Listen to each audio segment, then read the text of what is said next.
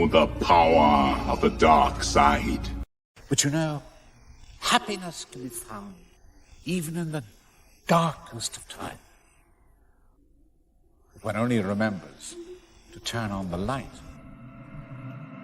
The beacons have been extended! The beacons are lit!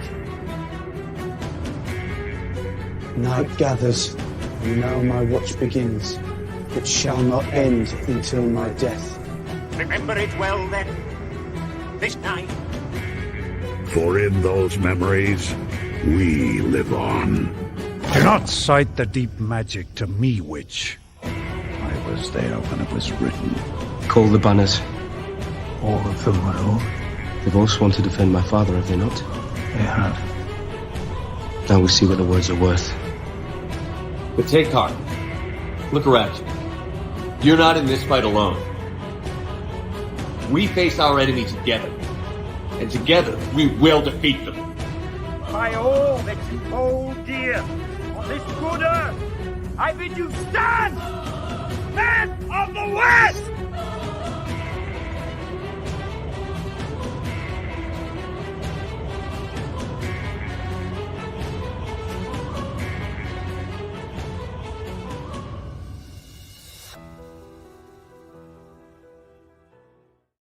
So epic. Hello, everyone, and welcome back to the Witan, number 10, and the first of 2024. Hopefully, a great show. Hopefully, an even better year. Damien, how you been? Doing well, my friend. How are you, man? I gotta say, I haven't seen you since damn near last year. Oh, no, we've been talking plenty all throughout.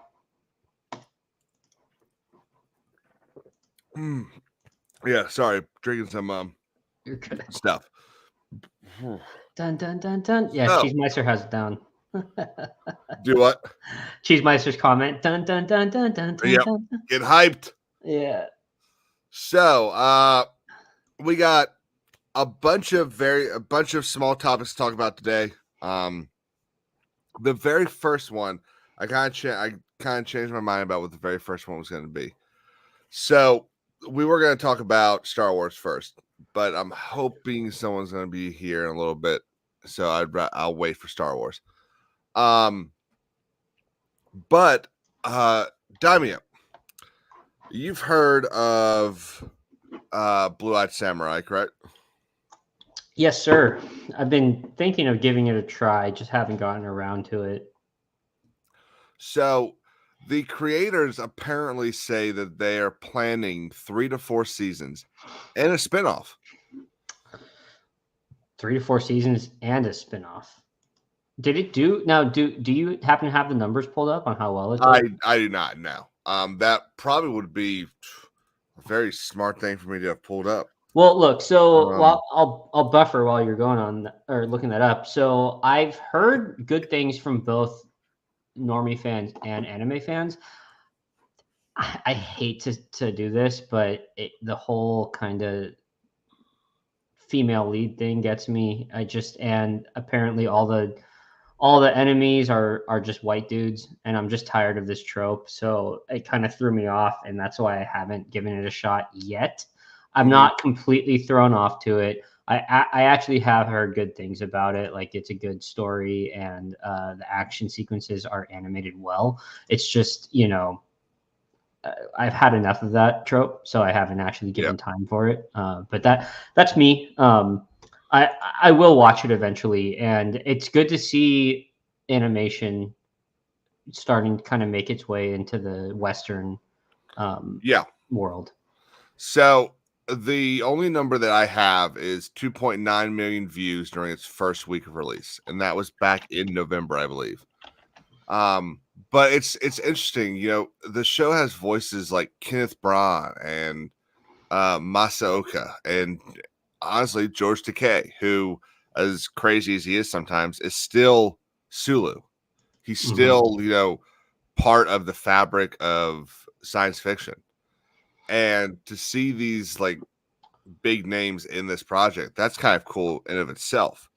But what I think is so interesting about this is what this means is the writers and showrunner, or however they do it over there with anime, actually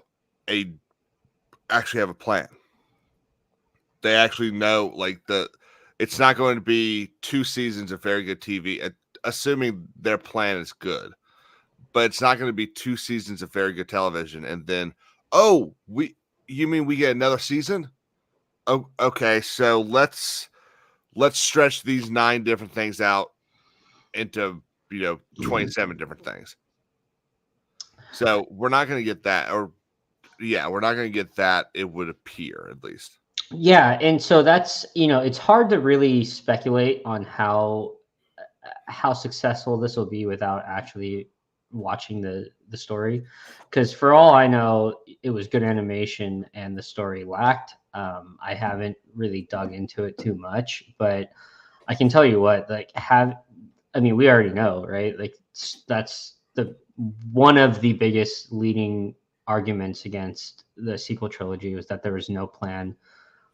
They jumped in, and there are obvious differences between Star Wars and a brand new IP like this. Mm-hmm. But it's one of the main arguments, but against most things past their 3rd season. Yeah, definitely. And I would. I like The Walking Dead. That's even though there was source material for that, I don't know if this was an anime before. Hang on, what was that? Source material? What does that mean? Yeah, there is no source material. That's what it means. Source material doesn't matter.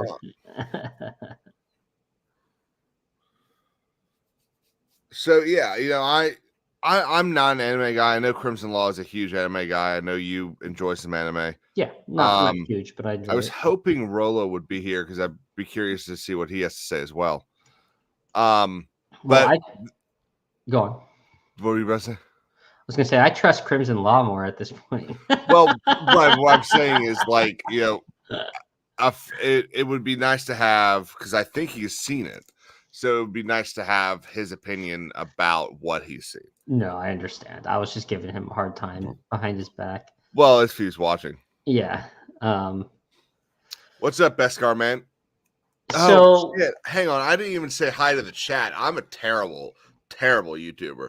Breezy's, what's up? Ronnie, Crimson Law, resident retard and professional reptile reporting in to tell you that oh my God. Am I having a stroke? Did I miss something? I think I'm having a stroke. Okay. Resident retard and professional reptile reporting in to tell you to hit that mother effing like button. To hit that mother effing like button. You're making Caleb look stupid, Crimson Law. Oh my gosh. And type your sentences correctly. I don't need someone else's help to make me look stupid. Beskar, man, what's up? Thanks for being here. Anyone else not in the chat? What's up?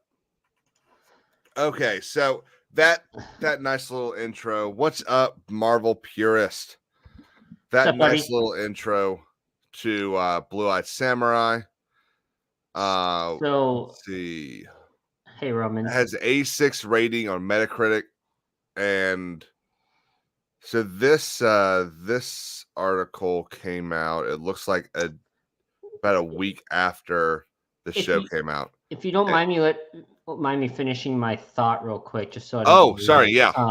No, you're good. So I don't know if there's a manga written or a comic written for the Blue-Eyed Samurai, but shows like The Walking Dead did have that, and they're really strong for the first 4 seasons, and then right when season 5 starts, and it's 11 season series, right around season 5 it starts dropping off. And you had brought up how you get 1 to 2 seasons of really good television, and then it's the story, everything. The story the production just starts to go downhill. So it's hard to say if this is how it's going to happen with the Blue-Eyed Samurai, but it's just a very common thing that I think we see, right? What's up, Spud? Hello, RG Energy.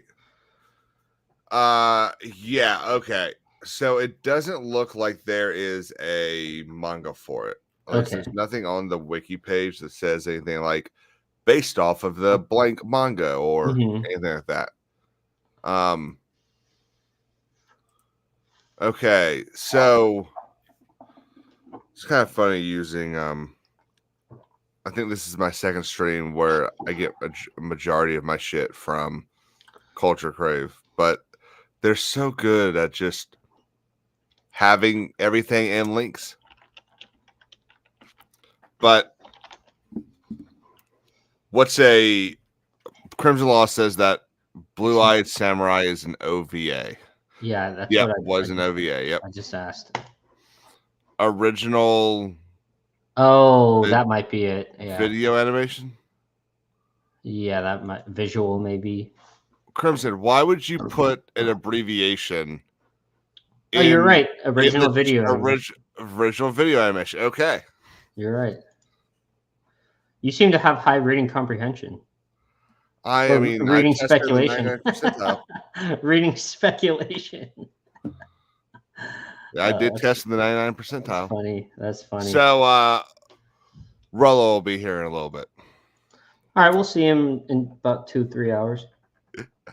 So our next topic conversation is I'm going to provide a little bit of an education. Actually, no, we're gonna push that to the next thing. We're gonna talk about this so that I can pull up a couple things in order to talk about that. So, Diamond, what did you think about the great director Sharmeen Obaid-Chinoy saying that it's about time a woman shaped a Star Wars film? Well, I think she's doing a lot for minorities and a lot for feminism. And she, she's a very strong woman, and she has, she's Indian, so she's helping with that. She's helping check all the boxes. I'll keep it nice. That's essentially what I think about it. I think it's really stupid what she had said, and there's a bunch of people on Twitter that are like, it's one line, it doesn't matter that much, but that they're overlooking the real issue at hand right here, right? Like, we have this whole disaster of what happened with the sequel trilogies and with what's happening in the Mandoverse, and to release a statement like that right now, it's just showing how out of touch Lucasfilm is with the fan base right now. I'd say that our kind of group of thought is the silent majority right now, and you have a loud majority who they're pandering to, and we're kind of just stuck in this spot where, like, we're not happy with what's going on, and for the just, I feel like there's just no there's no leashes being put on the people that they're hiring, people that we don't really know their works, right? Like it which is actually a good thing. It would be a good thing, right? Back in the day with Lucasfilm hiring people like actors that aren't well known and whatnot. But this is the director of the next movie after most of the movies, arguably all of them, have failed. And it sounds like we're going to get nothing but the same. And it's a triple, quadruple down on all the bullshit that we don't want to see. So yeah, I agree with that comment. I think she needs to shut up, sit down.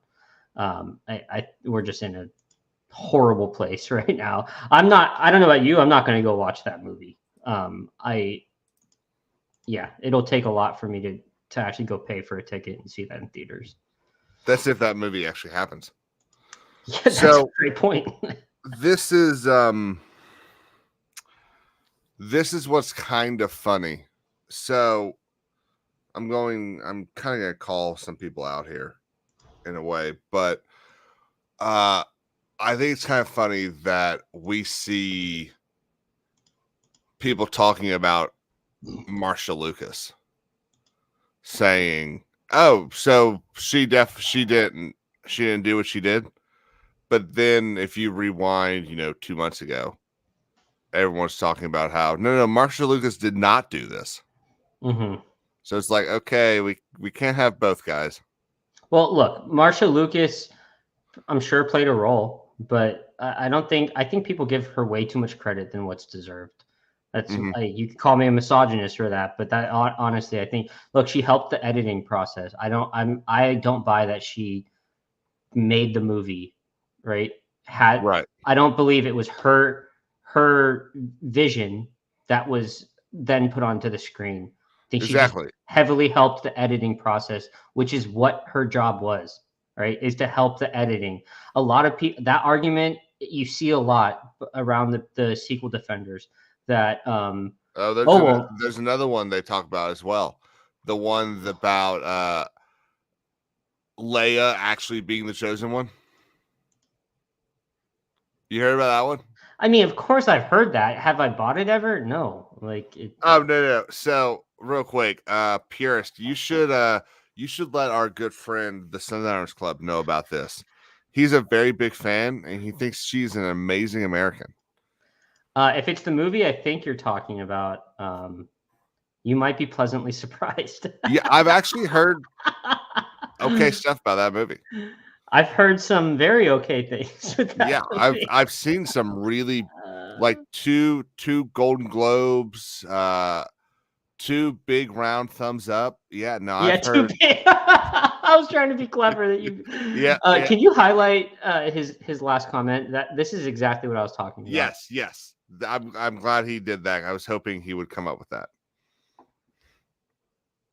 She was the 3rd editor, along with the editor who just came off an Academy Award for One Flew Over the Cuckoo's Nest, and the other with a 30 years resume. But you know, but this is exactly what I was saying, is that she had a job in the movie. She didn't, and you see people downright give her credit for the whole movie. I've seen that a lot. I'm like, what are you talking about? She didn't help write the story. Sure, maybe George Lucas's original edit was a mess, and she helped tighten it up a bit.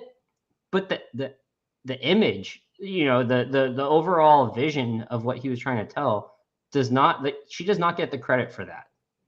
Yeah, I'll die on that hill. You know. So the other what's it called? The other thing you hear a lot now is that George Lucas was originally going to make Leia the chosen one. And this is where that bullshit comes from. There is a giant coffee table book that George Lucas was interviewed by, I believe it was Paul Duncan. And it's a huge interview. And the book contains a bunch of Paul McQuarrie art. Not Paul, Ralph McQuarrie art, all of the questions and answers between Duncan and George Lucas. It's all this incredible stuff. And on like page 470 of a 550-page interview, basically, he talks about what his plans for a sequel trilogy would be. And he goes into detail and basically says that, you know, Luke would be off building up the Jedi Order again. And Leia, because of course it has to be Leia, would, as the new Chancellor, would be trying to finish the defeat of the Empire as the Chancellor of the New Republic and all this stuff. And in a way, I think I'm quoting here, and in a way becomes the chosen one because she's able to finish the defeat of the Empire.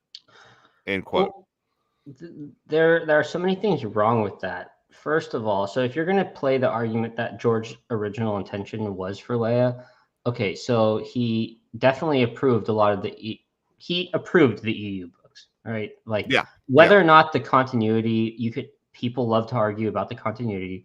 That's not the argument right now, but he approved these stories. And one of the greatest and most famous is Heir to the Empire. There's a reason why Luke is the main character and the Jedi of that movie, and Leia she has a lightsaber. She kind of can use the Force, but she's mostly a senator, right? That was always her calling, was to become a senator and to help rebuild the government of Star Wars in those stories, right? There's a reason why he's the one that defeats the Emperor and Vader. You know, it's not Leia. Like it just never was. I don't understand why people like to. That's the game, the timeless game of semantics, in my opinion. Yep. No, it's stupidity at its finest. Yeah. So while we wait on Rolo to get here, I am going to provide y'all with a little bit of an education on some really dumb shit that I've seen on Twitter today. So as we know, yesterday, Steamboat Willie entered the public domain, which means that Disney lost their copyright on Steamboat Willie, the first iteration of Mickey Mouse. They did not lose the copyright on Mickey Mouse. They also have a trademark on Mickey Mouse as a corporate mascot, which means don't go and make Steamboat Willie the face of your company, because Disney will probably be able to sue for consumer confusion. You see, the point of a trademark is to protect the consumer, so that when the consumer buys the Chanel bag or the Louis Vuitton or the Xbox console or the Sony game or the DVD player versus the HD DVD player, they know what they're buying. Mm-hmm. And so Disney likely will be able to sue people when someone creates a company and calls it, I don't know, Steamboat Willieites or something like that, and they start using Steamboat Willie as their corporate mascot. Well, there's consumer confusion there, because is it Disney? Is it not? And they don't always use the smartest person in the room to test this. So another thing that bugs me is, if you don't know what you're talking about, don't talk about it. Now, I get that people on Twitter are dumb. So go on. I didn't mean to cut you off. But to have people on Twitter sit there and say things like Mickey Mouse is trademarked, so its image and likeness is trademarked. Unless you're going to stick with the Steamboat Willie story, it would be very messy for anyone. Now, that's probably true, that Disney's going to make everyone's life hell over this. And they've already started. There have already been YouTubers that are getting their stuff struck. But the problem is that you've got all these people commenting on things that don't understand what trademark is. So now I have a question. If you wouldn't mind sharing my screen just to show this picture. I saw something, and someone they were basically bitching about exactly what you were saying about how, oh yeah, it's trademarked, all this other stuff. They had the shorts red, and the hat I think was red too. Now, if I'm not mistaken, that what's trademarked is a certain, because we were talking about this before, it's a certain image of Mickey Mouse, right? The original one just became public domain, correct? So yes, so that image right there is in the public domain. Right. That's Steamboat Willie. That's not Mickey Mouse. Okay. So this is where I was going with it, and that's why, I haven't chimed into this at all, because I don't know what I'm talking about with it. But this image, this person posted and be like, I can't wait for all these people to get, their YouTube channel struck and whatnot for using this image itself, in color. But I was immediately like, so here's the thing, and that's a good point about the color thing. Steamboat Willie is in black and white. Mickey Mouse is in color. If you were to create a colorized Steamboat Willie and, I don't know, make his shorts red and maybe his hands get gloves that are white, you're getting really close to Mickey Mouse. But it's still different, right? It's like, because doesn't Mickey Mouse have stripes? Straps. I mean, not stripes. Doesn't he have straps on his pants? I think so. the sad thing about it is, I can't actually quite remember what Mickey Mouse looks like. So no, he's got. You're right. No. You're totally right. Yeah, I mean, if you were to give him yellow shoes, red pants, and white hands, you could probably get copyright. Yeah, you'd probably get copyright struck. And the reason you would get copyright struck is because Disney still owns a copyright on Mickey Mouse. On that if I say Mickey Mouse, that picture you have in your head, that's Mickey Mouse. And so they own a copyright on that. So if you were to start using Steamboat Willie as, like I was saying earlier, the mascot for your company, you'd probably get trademark struck. They'd probably come after you for trademark what's the word? Let's just say a violation. Because and they might have a case. I like the idea of doing it just as a lawyer. It's very clever. Because they can sit there and say, no, we're doing this because we want to make sure that the consumer isn't confused about which company is Disney. But what this does not do is the new horror movie that just got announced like this morning. You know what I'm talking about? I actually don't. I haven't been following it. Mickey's Mousetrap. Is the name of. So, Cheese Miser, I'll address that in a sec.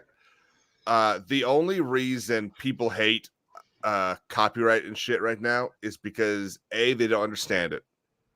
Well, and the whole strike thing, people seem to think they're an expert on it because they. Yes. So the main reason that companies like Disney and Sony and all these guys were able to get copyright protection extended in the United States was because not because of lobbying and stuff. People that say that don't really understand what went down in 98. The reason is because Europe had super long copyright protection. And you had these giant companies that were going to lose copyright protection in the United States, but still have it in Europe. And so the Congress chose to extend copyright for to match Europe so that there wouldn't be inconsistent decisions regarding copyrights across American companies. Because you would have these American companies that would have lost their copyright in the U.S., but would still have had it overseas. And that would have made litigation that in the courts extremely difficult to deal with. So that's the main reason. Did Disney spend a lot of money lobbying? Sure, but they probably didn't need to. So this is the movie I'm talking about. Mickey Mouse slasher film. Okay, I did see this. Mickey's Mouse Trap film teaser trailer right here. I'm not actually gonna click it. That thing looks creepy as fucking shit. I don't like horrors like that. Late. Anyway. I'm gonna go to bed in like 2 or 3 hours. I don't want that in my head tonight. Yeah. But there's a couple issues here. One, Mickey. Mickey is not. Now, I haven't seen Steamboat Willie in a long time. Apparently, at the end of Steamboat Willie, it says Mickey or something like that. I don't think that matters. So, do you think this movie? How could this movie get greenlit without lawyers behind the studio making sure to clear everything? It's a horror movie. It's a $5 million movie that they've been working on, and they probably didn't think to clear the name of the movie. And that because that mask, that is close enough to Steamboat Willie to, I think, be okay. Because I mean, look at that face and then look at that. Yeah, I mean, it's clearly different. So but... Mickey's the only thing that they'll get a cease and desist letter from Disney, and they'll probably change it to Willy's Mousetrap. They'll change the title of the movie, you think? Yeah, they'll probably just change the title of the movie to Willy's Mousetrap. It's just, yeah, I'm shocked that you know, in Hollywood, like, you wouldn't, the lawyer thing, like how would you not have specific like copyright lawyers behind a project like this to make sure, knowing a company like Disney, who, even though they've been doing horribly the past 5 years, they probably have very, very, very high paid good lawyers to find shit like this, right? So I think it's controversial, but how could you look past that, right? What it could be is that whoever's making this, does it tell us who's making this up here?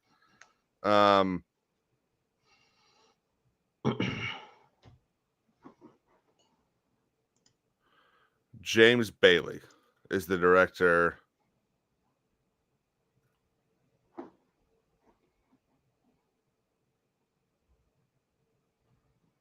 What's up, Matwing? Good to see you, bro. So yeah, let's see. Sophie's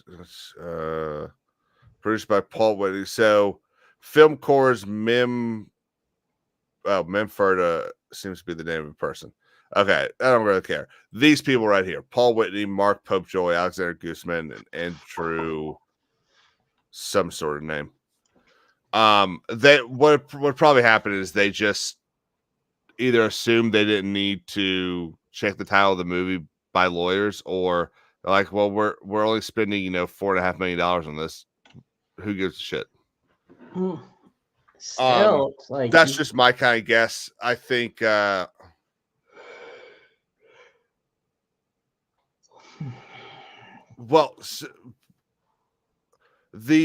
Winnie the Pooh movie.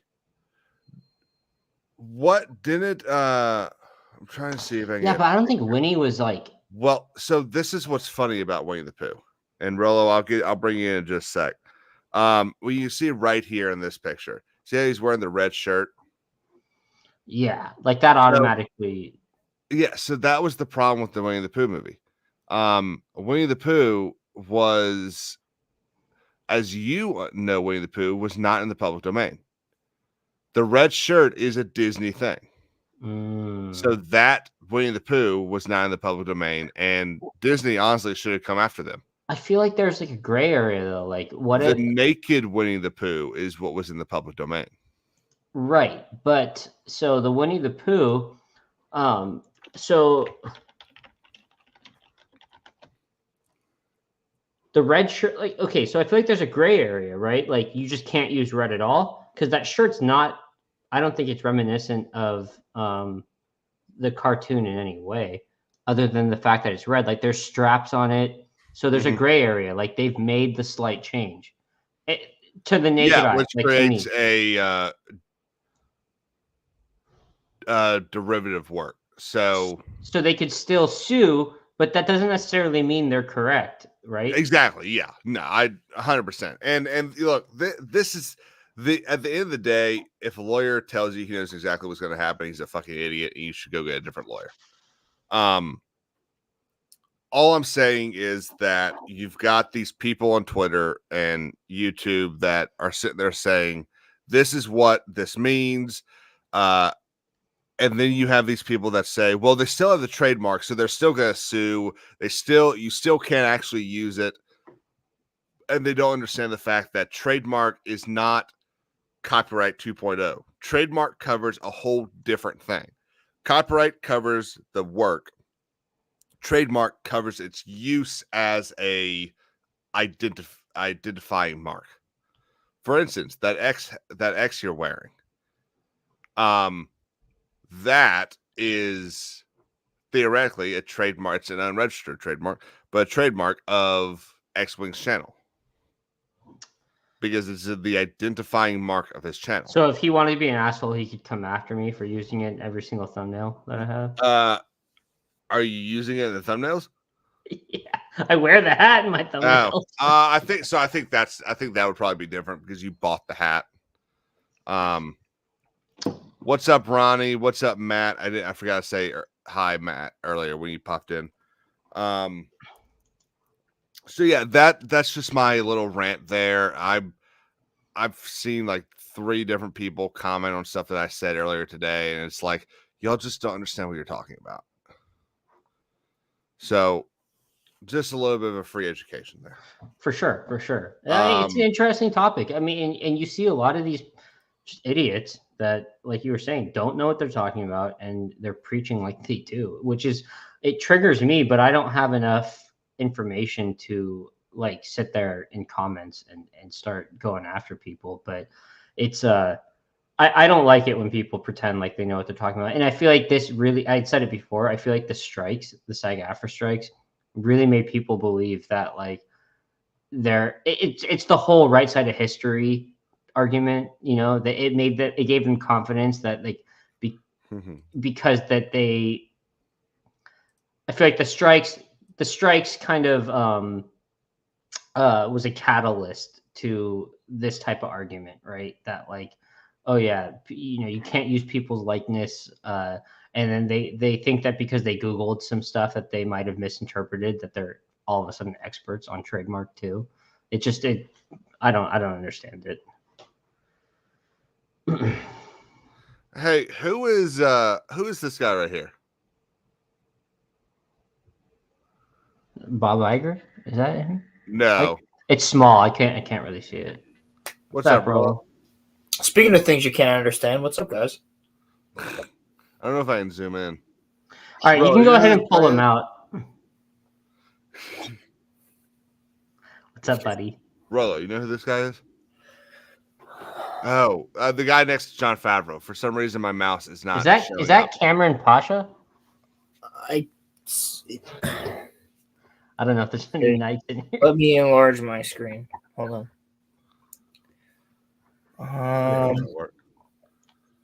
I know his face, but I don't know because there's Tony Gilroy, there's Unfuckable, there's Dave Filoni. So Cheese, real quick. Okay. Cheese, that's what's so upsetting about how complicated people think trademark and copyright are. They're not complicated at all. In fact, the USPTO goes to great length. That's the United States Patent Trademark Office. Goes to great length to make sure that the average person can use trademark. All you have to do if you are wanting to, in fact, you know what? Let's do it. USPTO. One of the things I wanted to bring up, because I was in the back room for a little bit listening to you guys talk, just the fact that have you seen the game that they're making now with Steamboat Willie? It's like Doom. Yeah, that shooter. Yeah, it looks. Yeah. Did you guys go over that already? No. Well, we can watch part of that if you want. Real quick. Romeo hasn't seen it. Someone give me. People were waiting. They had this shit in the works, waiting for the day of January 1st to be like, oh yeah. All right, yeah. Now this is legal. Sorry. Yeah. By the way, also Peter Pan entered the public domain yesterday as well. Did it really? Yep. Wow, that one I didn't. So this is the trademark search on the USPTO's website. So if we search Mickey Mouse, but it's not Mickey Mouse, it's Steamboat Willie. No, you're not understanding what we're doing here, bud. We can sit here and see all of the live and registered marks of Mickey Mouse. So let's remove the dead, the pending.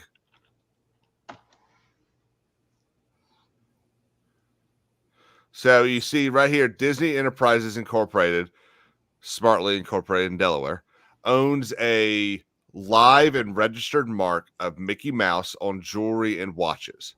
Now, what that means is that you can't use Mickey Mouse in the jewelry industry because then there is consumer confusion. They also own one for picture frames, action figures, non-medicated cosmetics, cake decorations. Obviously, they own a trademark for a lot of things when it comes to. But they're selling that stuff anyway, so it's like right. That's why they own the marks for them. Yeah, because they're selling that out to other distributors, so it's like, it's the same thing with like they're doing the same exact thing for Sideshow Collectibles. I guarantee you, for any Marvel or Star Wars hot toy, it's the same exact thing. Yeah. So what I'm talking about is that Disney owns all of these trademarks for all these different industries dealing with Mickey Mouse, so that they can make all of these things or license out all of these things using Mickey Mouse. Now, if we were to go, I'll give you an example. In my what was it called?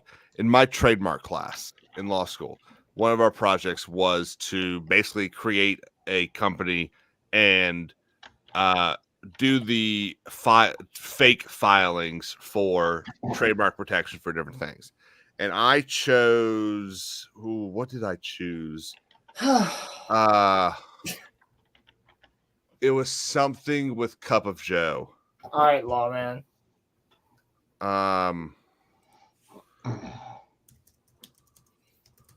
So if we look up Cup of Joe, we can see that there's a dead and abandoned mark here, which means as of right now, I'd be good using Cup of Joe. But then in the coffee mugs, hand operated coffee grinders, and basically in the coffee industry. Then I look over here, there's a Cup A Joe mark on beer, ale, lager, stout, and porters by the Shorts Brewing Company. So the reason I'm doing this is to explain to you that copyright and trademark do not have to be difficult. It's just taking your time and looking up to check to see if the thing that you're trying to do is marked already. I'll give you another example. King's Advisors. That's how embarrassing would that have been if there actually was a mark that someone owned? Like, that would fucking suck. That would have sucked. But we can see here in the stream right there. Cut that out. No one owns a King's Advisors mark.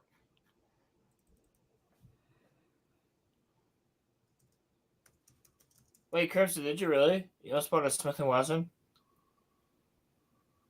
Star Wars Theory. Did he not trademark his shit? I don't think so. Doesn't look like it. You would have thought he would. No, I don't think he ever did. Well, I mean, after he gained like his first $1 million or $2 million, I feel like it'd be smart to do that. Yeah, Geeks and Gamers should be trademarked. Try that.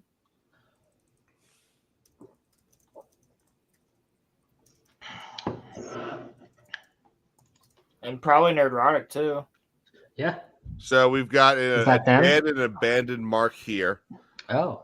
It was the G&G logo right there. Well, there's multiple. Yeah. Yeah. Rollo, slow your roll, bro. Rolling slowly. We've got a dead and abandoned mark here, as well as here, both by Geeks and Gamers LLC. We've got a registered one here. Here's their actual one, which is smart to do. Yep. Entertainment services, namely providing a website, apparel, t-shirts, hats, sweatshirts. So I think it's hilarious that Geeks and Gamers has done this and Star Wars Theory has not. He should really see if Nerdrotic has. I'm sure he has, but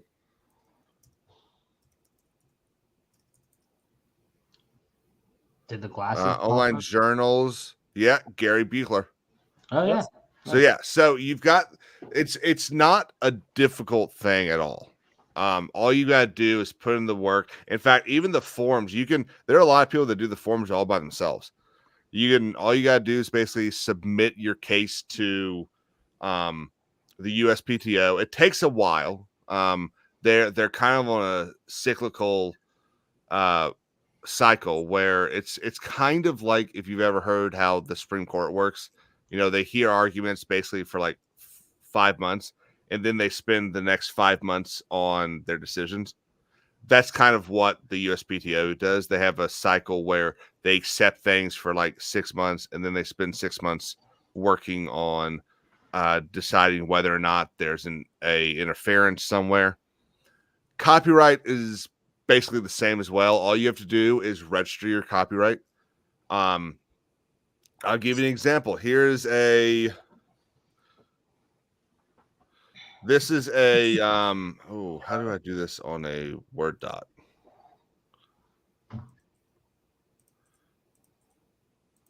There we go. This is a IP exam that I wrote in law school.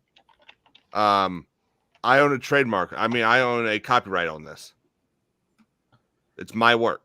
It's pretty gay. If I wanted to file for an official copyright protection, all I have to do is submit this work to the United States Copyright Office. They figure out that it's a unique work, and they provide me with a copyright number. It takes a while, sure, but I would get a copyright number. Now, depending on how original it is, you might end up with more of a derivative copyright instead of an actual copyright. That's just a little different. But yeah, Crimson, you could 100% register a trademark of your channel name, not a copyright. And that's where I think one of the issues comes. You've got people that don't understand that. Yeah, those are a huge difference. Razor Fist has a great video on it. So there is no current live or abandoned Crimson Law trademark, so you're free. If you want to register it, go register it. Well, like I said, I bet no one was expecting to get that today. Video on Razor Fist channel. What? I said there's a very informative video on Razor Fist channel about that entire thing. What entire thing? Trademark. Okay. I think I just gave a pretty good one, but okay. No, you did.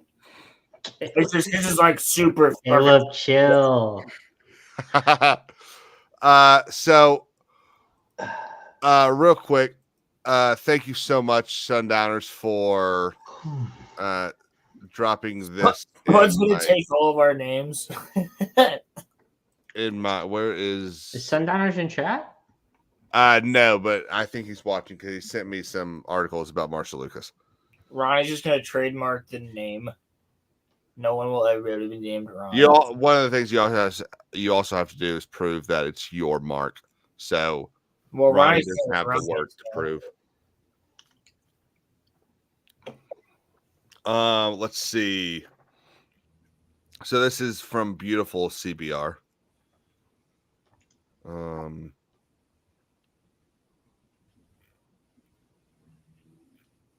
Here we go. Okay. I'm gonna.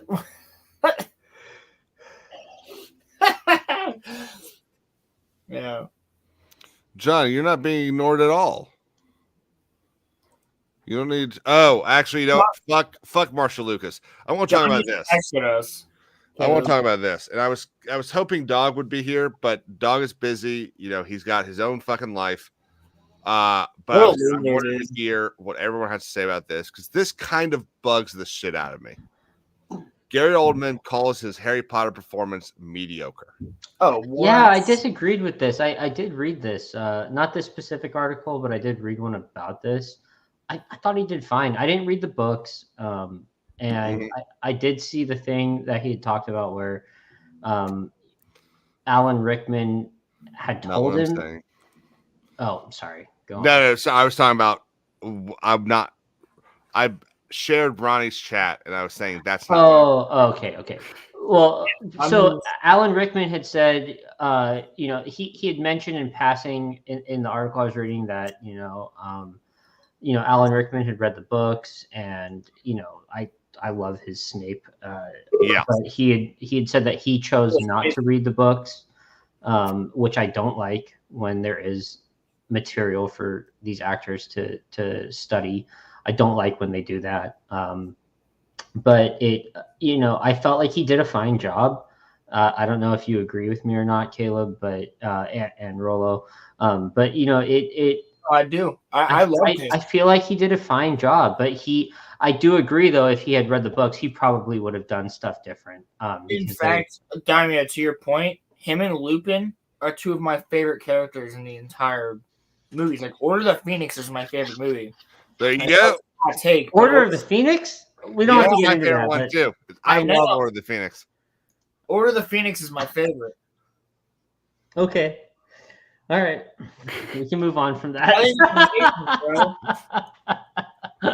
But so the ending is so good. The ending of Order of the Phoenix is fucking peak, bro. I saw this the other day, and I saw this article the other day, and the thing that kind of bugs me about this is, first off, Gary Oldman is a fucking incredible actor. Oh yeah. But I think one of the problems is you get an actor like this who does either these huge roles like Carnegie in the Book of Eli or Churchill in Darkest Hour, and then they start to kind of downplay these other roles of theirs that aren't like huge roles, but they do so well, and the fan ends up being like, no one else could have done this. Like there's not really many people that I think would have done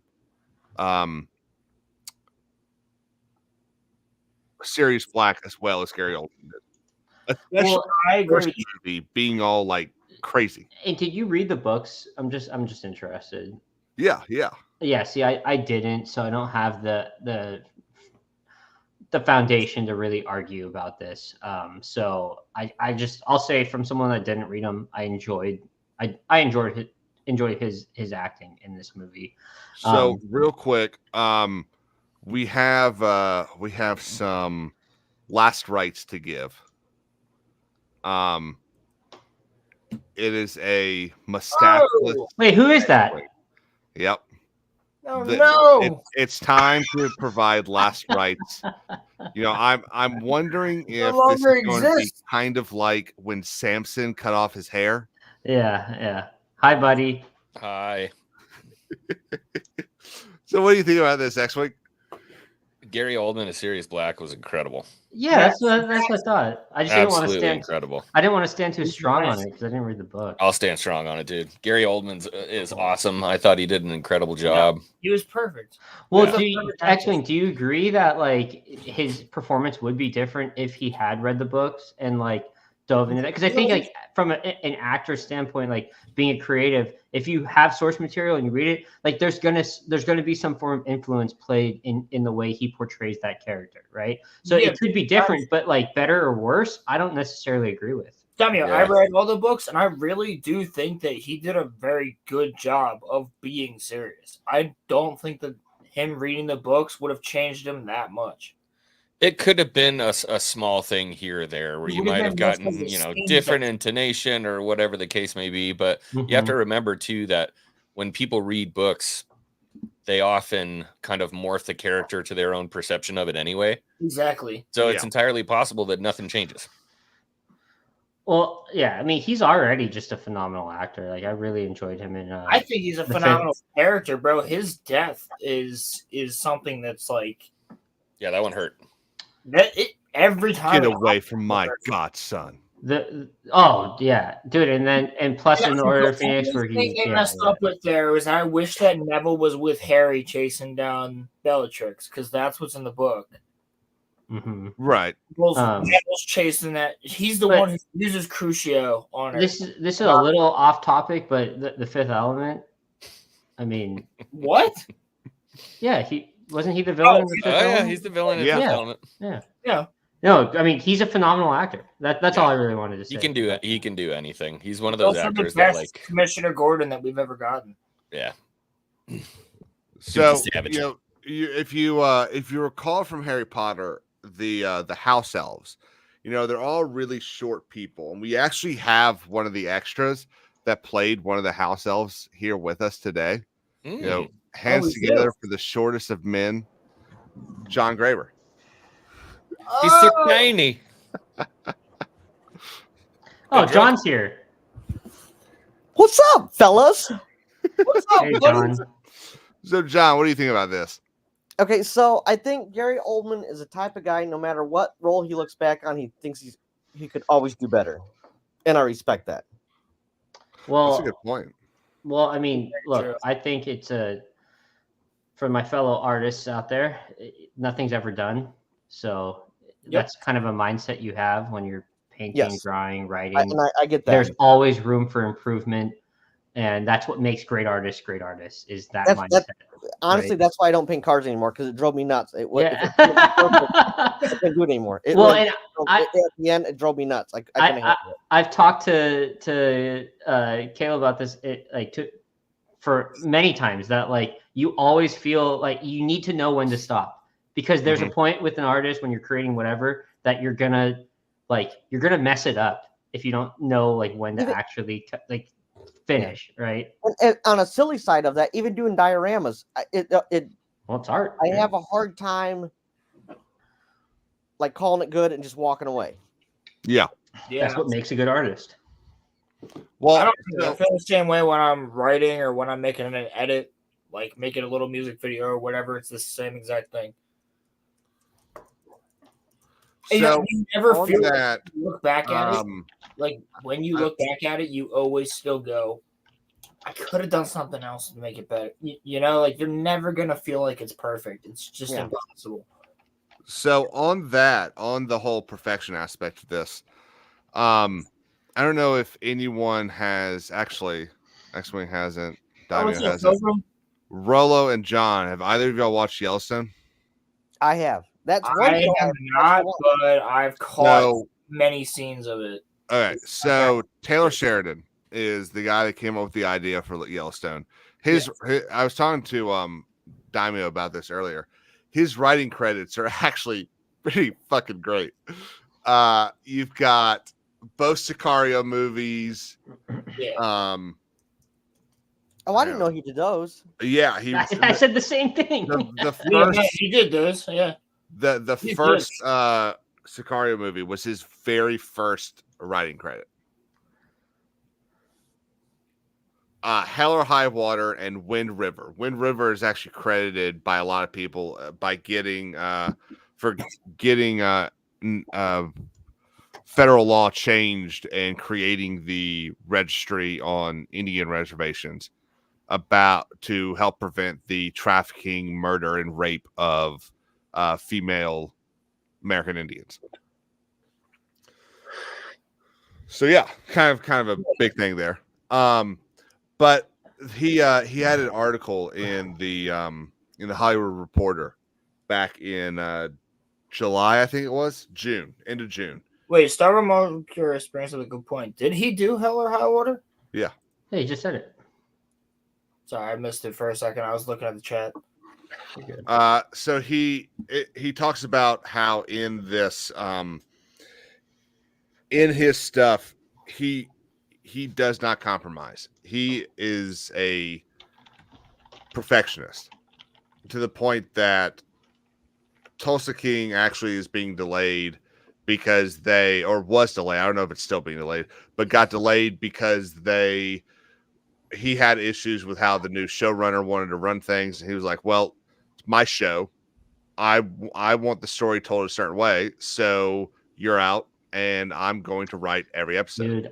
Dude, he's actually written of the, let's say 80 episodes of television that his TV shows have done. I believe he's written like 76 of them.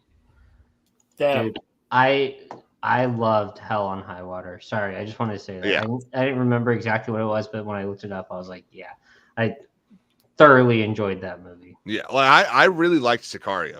It was Sicario 1.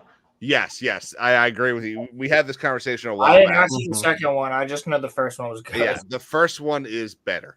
The first one's better, but dude, that ending with Del Toro was fucking fantastic. The way that Beskar, man, I think it was delayed years ago It's not currently delayed.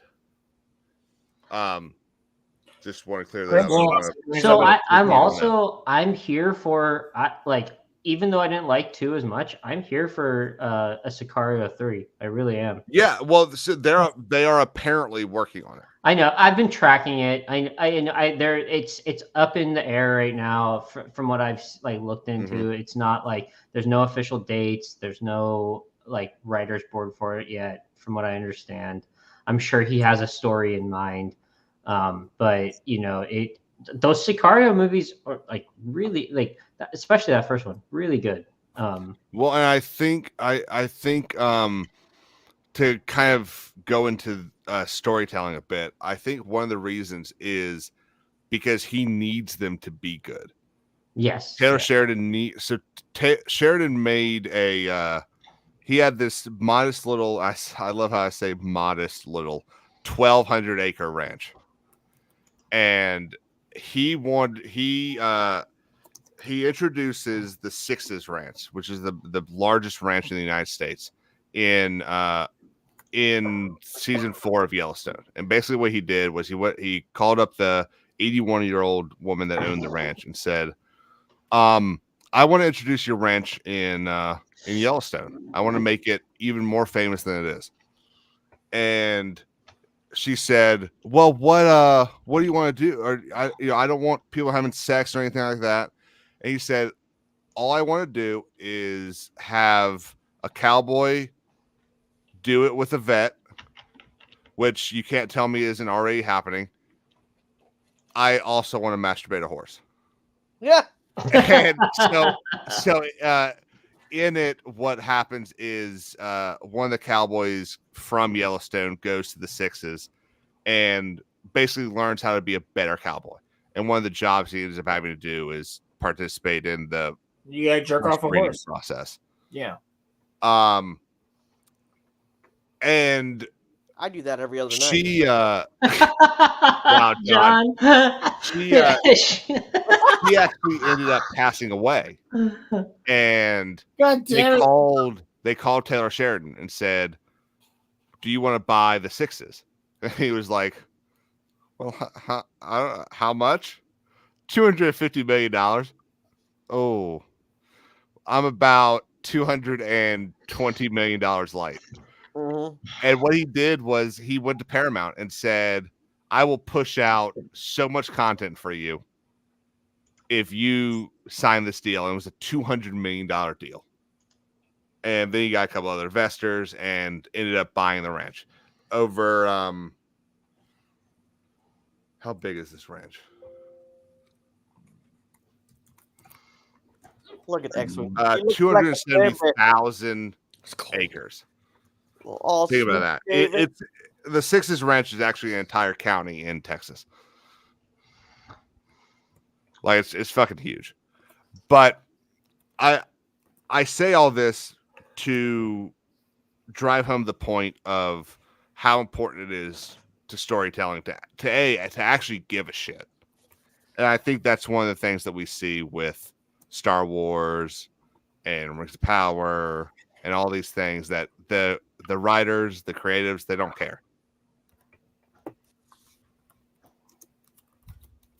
Thoughts? Oh no, I totally agree.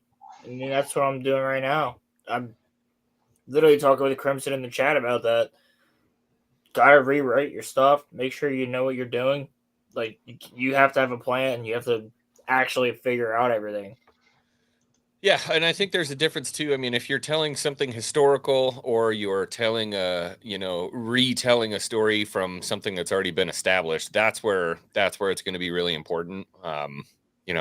Kinks, you can speak to this. In a historical fantasy, there's a little bit of leeway in some things. I don't know that that's going to be as important whether or not that dude was there on April 17th, 1729.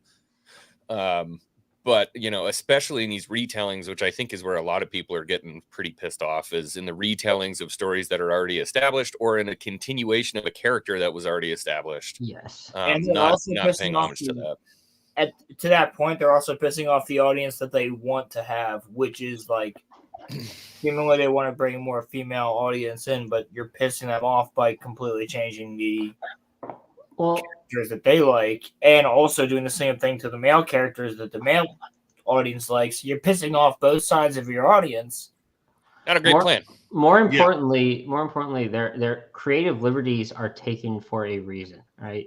So just like you were saying, like you don't need in a historical thing, like if it's going to better the overall plot that you're creating as a writer, take a small liberty, sure. But if you're axing stuff or adding to a pre-existing storyline, you're gonna fall into more. You're gonna start spinning a web of issues with fans that know the story and will be paying attention to that stuff. So what is the line for keeping it entertaining to keep an audience engaged for 2 hours? Or I'll give you the perfect line: Band of Brothers.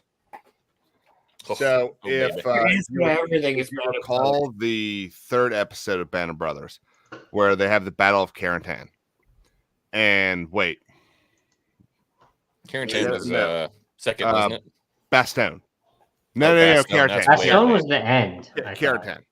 So the Battle of Carentan in Band of Brothers is much more chaotic than it actually was. Yeah. And it was one of the complaints that Dick Winters had. They screened it for him, and he basically said, look, this is too chaotic. We weren't this scared. We weren't this disheveled. We knew what we were doing, and it was actually very quick. And Tom Hanks and Steven Spielberg kind of sat him down and said, look, we 100% agree. We understand that this makes it look chaotic. The problem is that we need to take the license here to explain to the audience the issues of war because they don't know. They don't know what it's like to sit there and be scared even in the moment where it's not crazy. You're still terrified that you're going to get shot.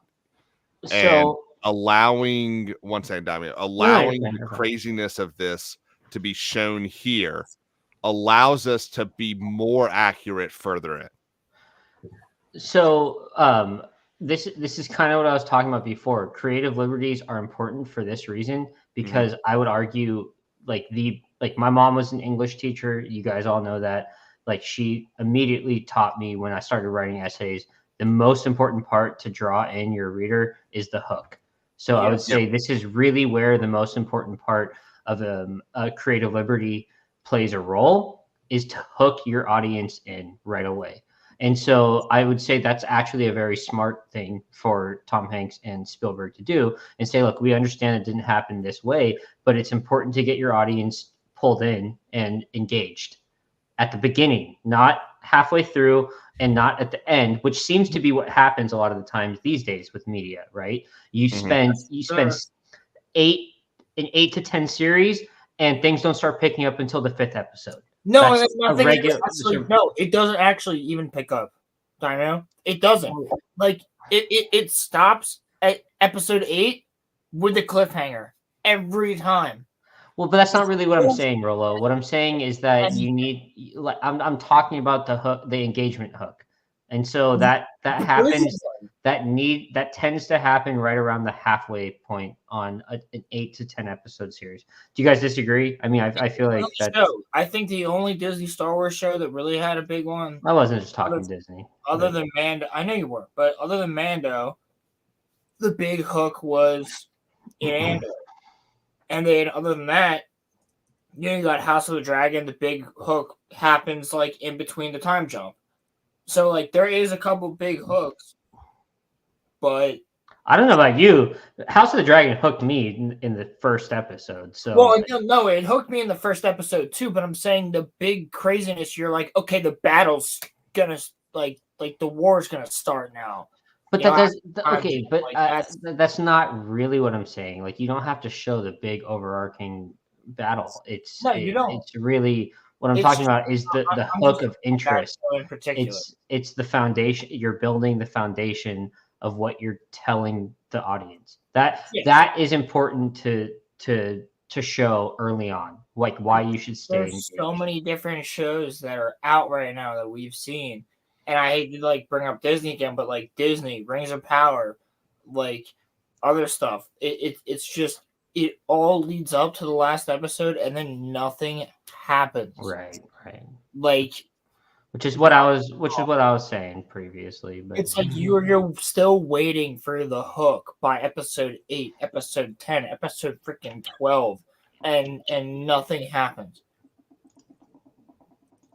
It will have something that happens, but it won't be part of the overarching like thing. They just continue it. You know what I mean? Like, oh my god, Sauron, like, look, now Mordor is a thing. Okay. But that has nothing to do with the rest of what we've been doing this entire time, which should be about the rings. So kind of on that note, I watched for the first time today, and X-Wing's gonna laugh at me. I watched for the first time 13 Hours today. Oh, I liked that movie. Was a good one. That's good. Yeah. And it's one of those things that you definitely have to watch. You definitely have to pay attention those first 20 minutes, because there's a lot of stuff that gets said, especially when they start dropping names. Because I got to the end where they kind of do like the end credits thing where like this guy did this guy did this guy, and I was like, I don't know who any of the people were. Like, I don't know who that one was. I don't know who that one was. The only one I knew was Jack, who was played by Krasinski, because he literally says, "No, I can't go by Jack. My real name's Jack." And the French lady like freaks out about it. But everything else, because I was playing Mass Effect while I was doing that, and I realized at the end, I was like, oh, I'm going to need to go back and rewatch this because I missed vital information. Yeah. And I think that's one of that's the hallmark of good storytelling, when there is vital information in those first 20 minutes that you need to know. Yeah, I mean, so in a story, in a book, I would agree. I'm not saying you're wrong. I would just say that when it comes to television and movies, the hook also needs to be engaging visually as well. That's the only thing I'll add to it. I agree, though, for the most part, that you're correct. I do want to add quickly with 13 Hours. It's off topic a bit, but Krasinski, that's pretty much Krasinski's debut after Jim. From the like it was. It really shows him. Yeah, when they cast him. Yeah. And the first commercial, I was like, yeah, that's the first movie that he did after that. Yeah, it was. Yeah, the first commercial or first trailer for the movie, I remember thinking, that's Jim. Yes. Well, look, and he takes 13 Hours and then goes to do A Quiet Place. And I don't know how everyone feels about A Quiet Place, but the first one's incredible. And he wrote it, directed it. Also, he marries Olivia Wilde. No, that's what's her name? Oh, what's her name? Emily Blunt. Emily Blunt, yeah. Emily Blunt. No, but you know what I'm saying? Like, you know what I mean. He marries. I don't want to go on the tangent, Caleb, but you know, he really made his he broke out of his typecast after. Oh, that. So right? Like it takes some actors decades. Yeah, and sometimes they don't even do it so fast. Because I thought the same thing. Heath Taylor. Ledger. Yeah. Harrison Ford. Harrison Ford's there. You can think of one movie outside of the like action guy that Harrison Ford has done, and it's Sabrina. I don't think I watched that. I don't know it. Sabrina. The only reason I watched it is because my mom got it once, and that was it. You can also count American Graffiti. He's not really like an action star in that movie. Was he in American Graffiti? Yeah, dude. Oh, come on, man. I actually haven't watched that yet. No, I'm trying to think. There's another one that he did. I guess that's kind of an action hero one. Who, Krasinski or? No, I'm thinking of Ford. Ford. He was I finished. He was an old guy in something today. Recently, where he was just like an old guy, and I'm trying to remember. That was not Indiana Jones. It was 1923. That was rough, wasn't it? No. He was in a comedy show, The Shrink or something like that. Oh yeah, it's him and The Ranch? No. Is it The Ranch? No, that's Oh, he was in that too. no. Taylor Sheridan. Harrison Ford plays one of the Duttons in the 1923 show. The Ranch is Sam Elliott. Sam Elliott, yeah. Shrinking. That was the name of the TV show. Yeah. Shrinking. Yeah. 1923 and Call of the Wild. And apparently he was in The Secret Life of Pets too. I don't remember that. Oh yeah, he's the old dog or something, isn't he? He was definitely going to be the old dog.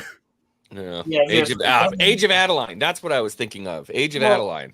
Look, and that's why you were talking about 13 Hours before. When I first saw that like trailer, like you were saying, Caleb, and then ended up watching the movie, I was genuinely like, damn. Like I really like Krasinski in the more serious role and not the like silly, goofy guy that he played as Jim. Then he goes on to play Jack Ryan. You were right. Yeah, Jack Ryan. He goes on to play Jack Ryan, and you're like, I'm totally buying this, you know, like so yeah, I really enjoyed 13 Hour. I thought it was a really good movie. Yeah, no, I was very impressed, and you know, I think that just goes to show that, you know, these actors, there's a lot of actors that end up kind of getting typecasted, and loads of them. You've got to wonder what they could have ended up doing if they hadn't gotten typecasted or died. Well, look at Elijah Wood. I know. Yeah, that's funny. Actually, I know you've seen this movie, Green Street Hooligans. Oh yeah. Dude, Elijah Wood kills it in that movie. Yeah. And it's slept on. Like not many people know that movie or have watched it. They might have heard of it but never watched it. Elijah Wood legitimately plays this character that like is this frail guy that ends up becoming like a fucking badass in Europe. And like, you know what I'm saying? Like it's totally different than Lord of the Rings. I've heard of it, but I've never seen it. He's done a bunch of weird stuff after. He's done stuff like The Jungle and Guns Akimbo or whatever that movie is. Like all kinds of weird stuff. I've stayed away from it for the most part just because I don't really want to see it. Like he's kind of Frodo to me. And I feel bad for him in that respect, but Green Street, didn't you like that movie? Yeah. So that's like the exception. Yeah, that's what I'm saying. I totally enjoyed it. He played a good Tom Sawyer in like the 1980 movie. Anybody here ever watch, like, if you're, I know, make fun of me, Ronnie, I'm waiting for it, a Halo fan, you ever watch Red vs. Blue? Oh, way back in the day with Donut and all them. Yeah. Do you remember with the AI? Did you get that far? Where they? Oh God, no, I don't remember it. That was like early days. He voiced one of the AI. Oh wow, interesting. Elijah Wood voiced like the main villain, the meta, the guy who had the brute shot all the time. Didn't know that. That's crazy. Yep. It's really cool, actually. There's like videos of him hanging out with everybody from Rooster Teeth and stuff. But you know, back when they were actually cool and not woke as fuck. I don't know anything about that. Oh yeah, after Bernie and Jack and Jeff and everybody left, it just wasn't. The company just completely turned different. So we are at the we're nearing the end of this show, and you know we're at the beginning of a year. We're at the beginning of 2024. So questions for everybody: if there's one movie from each of you, one movie that you're excited for this year, what it would be. And I think we'll start with Rolo because Daimyo is Daimyo's back. So one movie you're excited for this year, Daimyo. Oh, Civil War, to be honest. I really want to watch that. Really? I like it. I think A24 does a good job. It's not, look, I'm not going to sit here and buy all the propaganda that's obviously in the movie, but I think it looks like a fine film. I can't really say. Well, House of Dragon also come. Are we doing movies or movies? Yeah. Am I forgetting like a big one? Yes. I mean, yes, Deadpool 3. Oh, nah, I'm not really. I'm Dune kind of Part falling 2. off of Dune Part 2. Dune's my big one. I didn't like the first one too much, so no. I'll still stick. I'd rather watch. Look, it was a fine film, but I don't think it's as like hyped as everyone. That's my opinion. also, shouldn't Mission Impossible be coming out this year too? I'm not. I think that's next year. Is it next year? I think so. Because I thought they filmed them back to back, but they didn't film them, so I don't think it's done yet. So I think. Oh, you know what? It got fucked up by the strike, probably. There is it one. did 100%. Oh, Gladiator 2 is coming out this year, huh? Yes. Yep. Yeah. That might be the one. That's definitely over Civil War. There shouldn't be a second one. Like, so I don't know what the plot is. Lucius is the main character. Who is? Okay. Lucius. He's Cosimo's nephew. Yeah. So it's between, before we dive into that, it's between Gladiator 2 and Mickey 17. Those are my two top. What was the other one? Mickey 17. What was that? It's a sci-fi movie. It's basically it's an expedition to colonize an ice world. It looks interesting. Yeah, I know. I don't want to say it, but the actor. Why I'm interested is that Robert Pattinson's in it, and so yeah, I think he's a good actor. I think it's an interesting film. But yeah, so those are the two probably is the top three, I guess you could say, that I just said. But starting with even though I didn't like Napoleon, starting with Gladiator 2, then Mickey 17, and then Civil War. Those are probably the ones that I want to watch. Joker's coming out too. In order. Okay, Rolo, what is the one movie that you're excited for next year or this year? Considering that I can't mention movie or TV shows or anime, I'm gonna movie. Yes, I know. I'm saying considering I can't mention any of those. The one movie I'm actually really excited for is going to be War of the Rohirrim. Oh, Lord of the Rings, War of the Rohirrim. Yep. Lord of the Rings, War of the Rohirrim. That's way out. Yeah, December 4th or something. Plenty of room to get delayed. Yes, but no, it's they've been working on it for April 17th, isn't it? No, it's supposed to be in December. Last I checked, it's listed December and like late December. Yeah, it don't matter how long it's listed as. There's plenty of room to get We'll see it in delayed. 2025. All right, I guess that's I got moved back. Other than that, Dune. If it's not that, it's Dune. Like, I'm excited for both those. Borderlands, I'm scared for. Okay, You're making a Borderlands movie, like the game Borderlands. I already know what movie. Something like that, but it's actually like live action, so I'm kind of. I already know what movie John is excited for. It's one of these two. It's either the untitled Lewis Hamilton F1 movie, not so much, with starring Brad Pitt. Movie? So Brad Pitt is starring in an F1 racing movie that Lewis Hamilton is producing, and they're filming during the F1 season. So he's gonna play. He chose Brad Pitt to play himself. I don't know. Right? Race one. Am I wrong? I don't know. I don't know who Brad Pitt's playing. Dude, okay. Because I know you guys are huge F1 fans. My brother is a big fanboy of Hamilton. Is he? Oh, so he loves Hamilton. Never got into it. Or the Audi versus Lancia movie. What? You didn't hear about this? No. Yeah. I think it's coming out around August. It's the story of the 1983 Rally Championship between Italy and Germany. Nice. Yeah. I was going to buy an Audi, but I bought a truck instead. Nothing bitter about that to this day. Whatever. Hey, I bet your payment's smaller than mine, so. Well, actually, some of those things get up there pretty quick. Better be some of yours. John, what movie are you looking forward to? I have no idea what movies are even coming out. I'm not a movie guy. I'm not a. No idea. X-Wing.